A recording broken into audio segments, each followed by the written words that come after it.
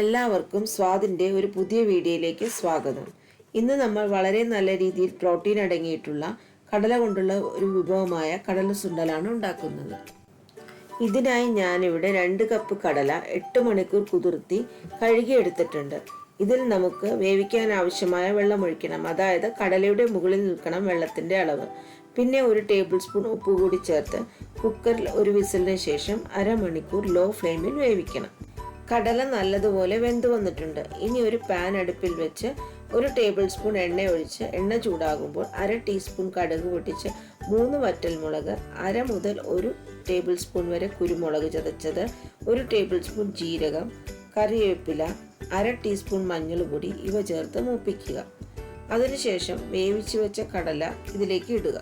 ഇനി ഹൈ ഫ്ലെയിമിൽ വെച്ച് കടലയിൽ ബാക്കിയുള്ള വെള്ളം വറ്റിക്കുക. ഈ സമയത്ത് കടലയിലേക്ക് ജീരകത്തിൻ്റെയും കുരുമുളകിൻ്റെയും സത്ത് നല്ലതുപോലെ പിടിക്കും.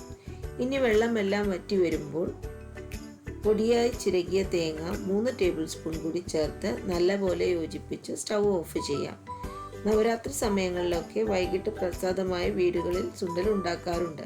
അല്ലാത്ത സമയങ്ങളിലും നല്ല പ്രോട്ടീൻ അടങ്ങിയിട്ടുള്ള ഈ കടല സുണ്ടൽ വൈകിട്ട് ഒരു സ്നാക്കായി കുട്ടികൾക്കും മുതിർന്നവർക്കും കഴിക്കാം. ഇതേ ചേരുവ ഉപയോഗിച്ച് വെള്ളക്കടലയും ഇതുപോലെ ഉണ്ടാക്കാവുന്നതാണ്.